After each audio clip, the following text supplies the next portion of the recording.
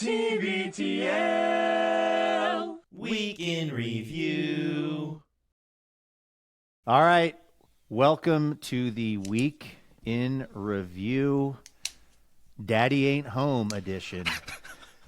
I don't like this dynamic where I'm sort of thinking of it, because I love Andrew for so many reasons. I don't feel like zaddy energy is what he's going for, and yet I keep describing him throughout the later part of the week when he's been gone as like dad being gone, things like that. Anyway, here we are. We're doing Week in Review. I'm Luke Burbank. That's TBTL employee numero uno, Jon Sklaroff. Hello, my friend. Hello, buddy. I actually, on like social media and stuff, I made some comments about Andrew not being around, and I almost wrote daddy. I'm like, that feels like our dad. It felt weird. It does feel like the adult presence on the show has left. Yeah. But it's not a dad. I don't know exactly. Like, can we say like cool uncle? I mean, I also I honestly feel like that would be an upgrade. But yes, let's go with cool Uncle Andy is gone, and here is Luke and John. I will say to people who got Friday's show, I hope it was worth the wait. My mom is, as always, a delight. But man, the hoops that Andrew jumps through every day to get this show recorded and placed in places, and then you've been putting it on the internet the last couple of days, John. Thank you for that as well. Absolutely. Yeah. I am. I'm appreciative of the many hands that it takes to raise this baby. That is the village that it takes to raise this baby. That is TBTL this week. So. I feel like calling it a baby also infers the daddy thing again. I think we need to what I'm saying find is that another analogy. Andrew owes a lot of child support. Daddy left his baby, and we will see you in court. Right. All right. What about this week could use a little reviewing in your opinion, as not only an employee of the company, but a listener to the show? Right. And somebody who was also on the show this week too. I was thinking that I'm like, we could just talk another 30 minutes about sandwiches, but oh gosh, I'm so hungry right now. I know you when we were dialing up, I was eating, and you were like, "Are you eating anything tasty?" I was like, "No, I'm chewing gum because I'm trying to power through till my feeding window starts." Yes, that's a term that tells you everything you need to know about the system of intermittent fasting. That they call it the feeding window. Ooh.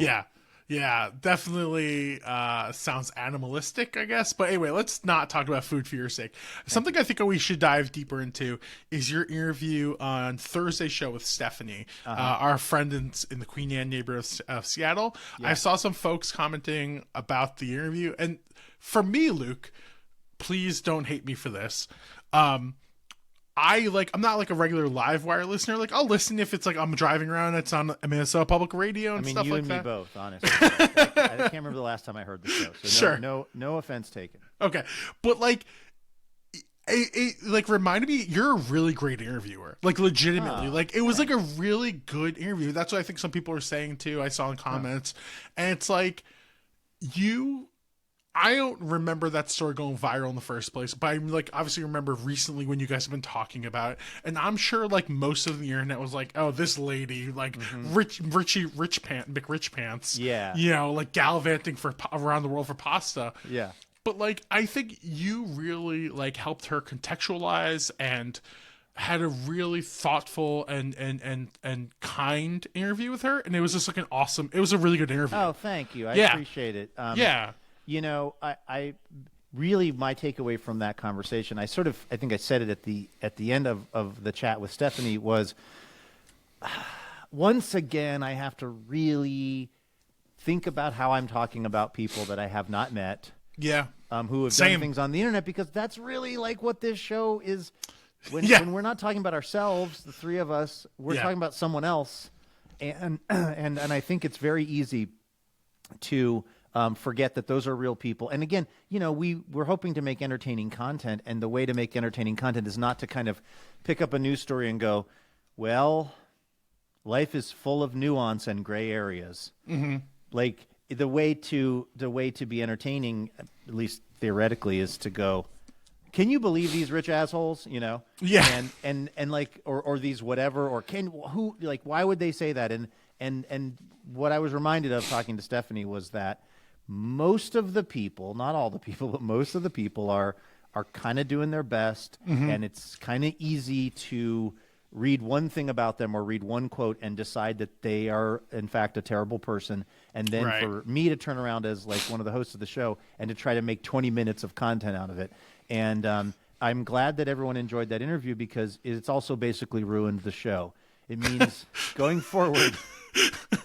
I mean, like, I feel very comfortable talking about Andrew because he's not here, but I think Andrew does a very good job, frustratingly so to me, of remembering that. He remembers it more than I do. And sometimes I want him to just be a catty little bee from New Jersey with me.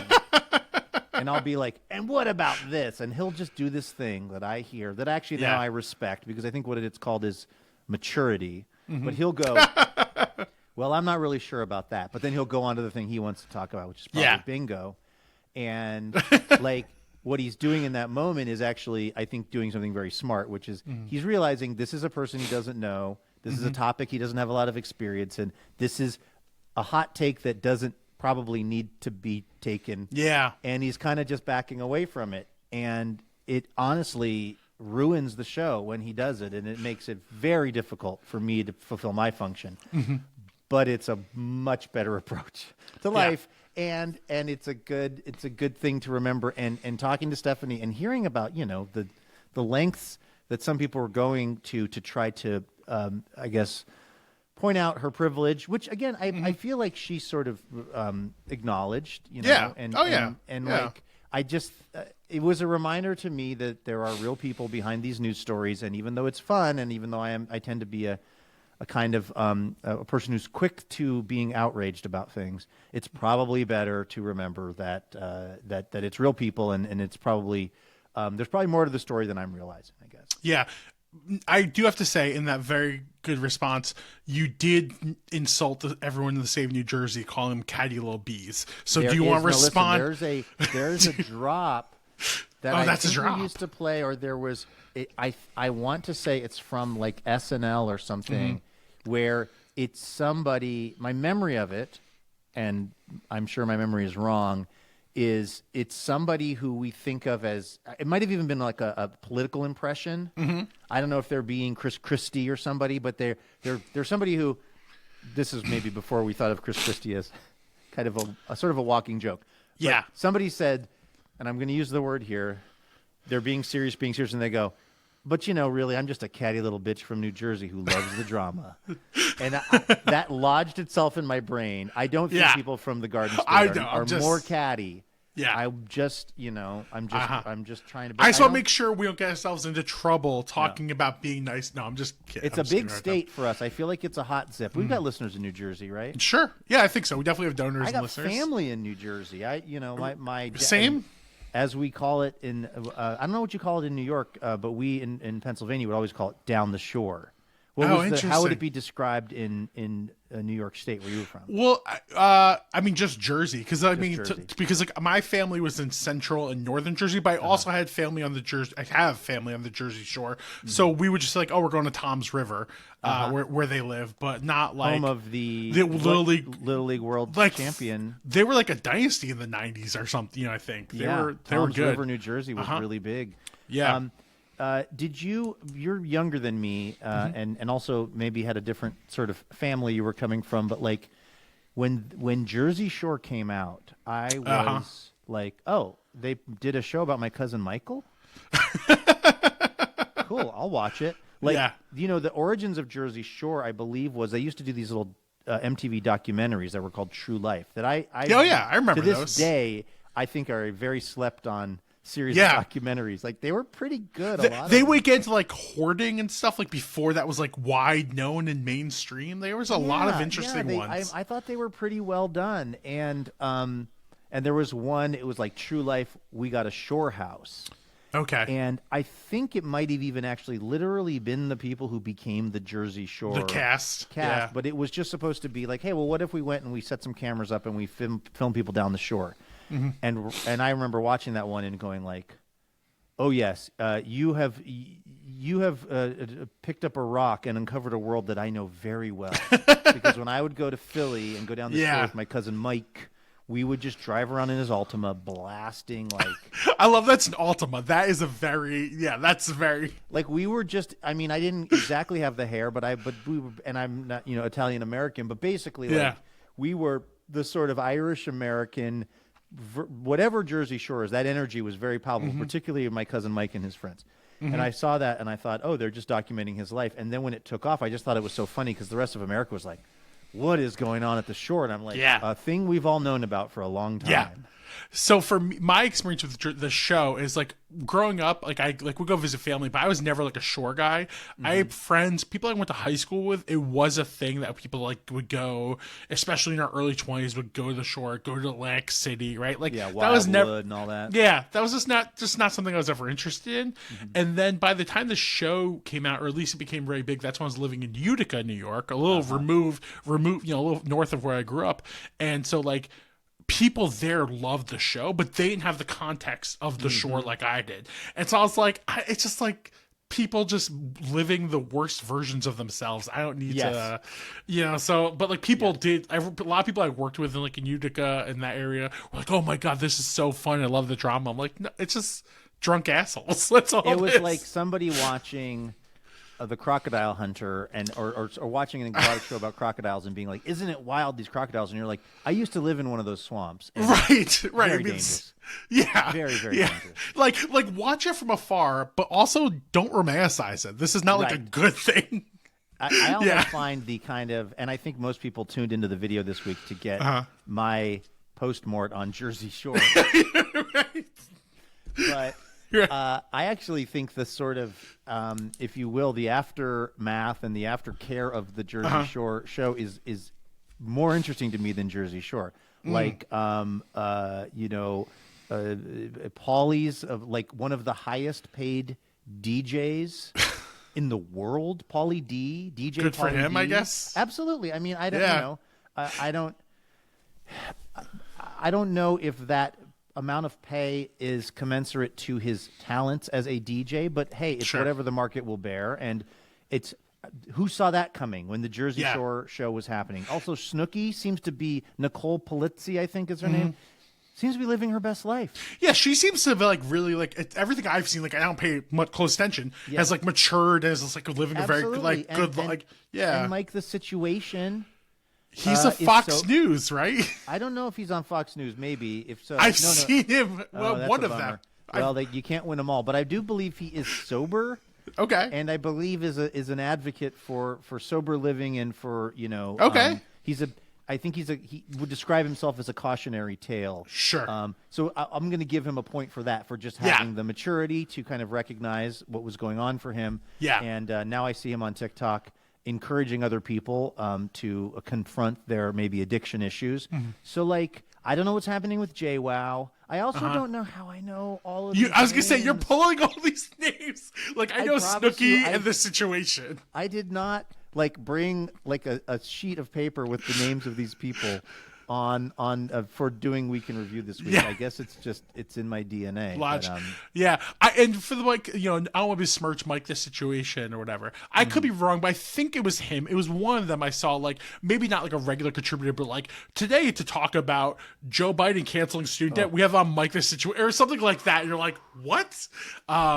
So I don't know if it's a regular thing or like whatever. That that doesn't sound unlikely on Fox News. I don't even want to know this week who they had deconstructing the State of the Union. Oh my God! It was like from Floribama Line.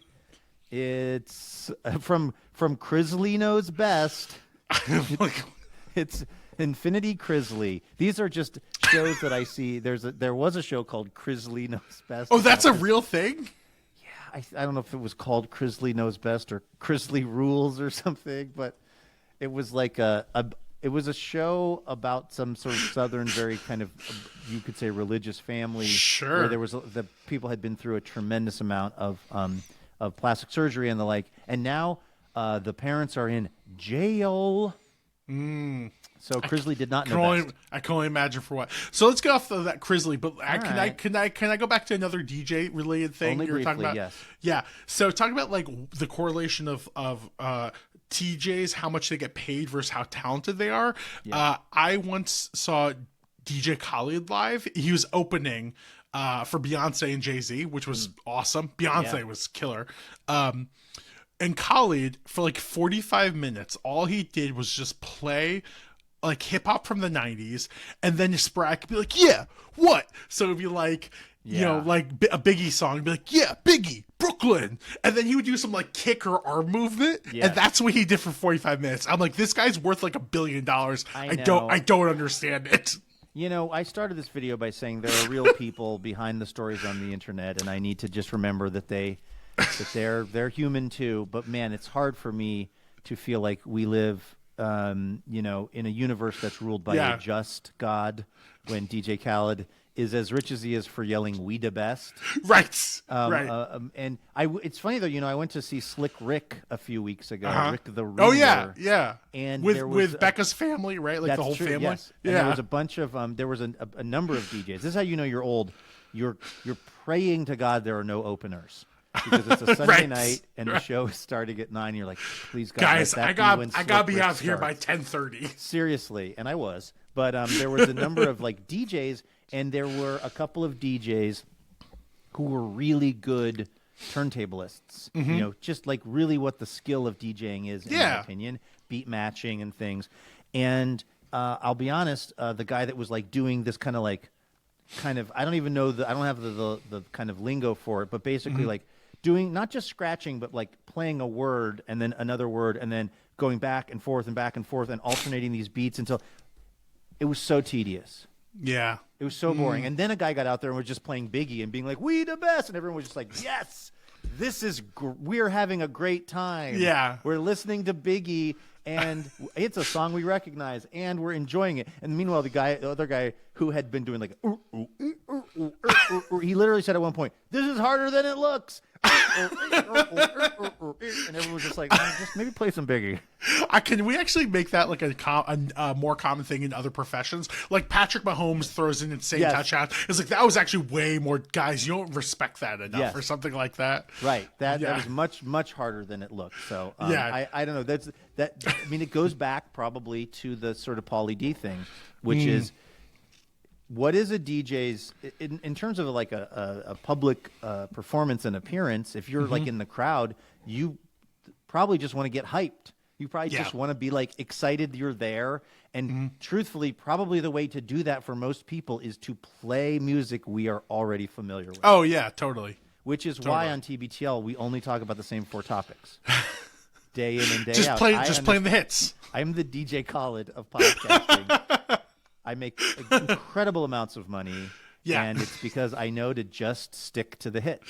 Yeah, people watching this video, I can confirm our annual revenue for TBTB is $120 million, and $119 million goes to Luke every year. That's just for jet skis. Just for jet skis. Just for my jet skis. That's... By the way, speaking of donors, I was when I was getting my mom dialed up for the show on Friday.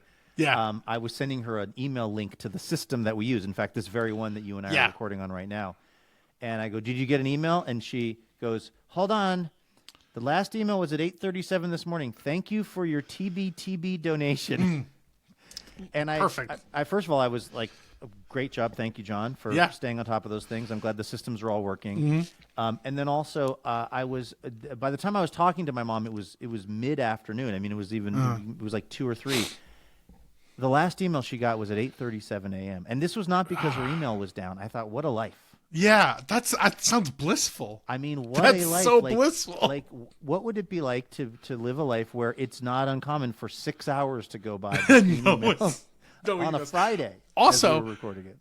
That's incredible that she's avoided like not just like people needing things or like people she knows but like she's avoided all the spam, and all the lists and stuff. I don't think she signs up for anything like that, and not out of a sense bless her. of really, but not because she's trying to practice sort of like superior online hygiene or whatever. It's because I think she doesn't know her email address.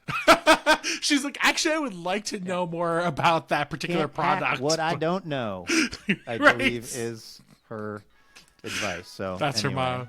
Yeah, all right. That's really good. Listen, hey John, I do want to say thank you for all of your help this week while Zaddy was out of town. I appreciate it. Thanks for We can't do that. You know what it is? It's like I'm going to continue with the weirdness. It's like if you were the child in the relationship, you'd be like, man, my two dads. You'd be like, this place is falling apart.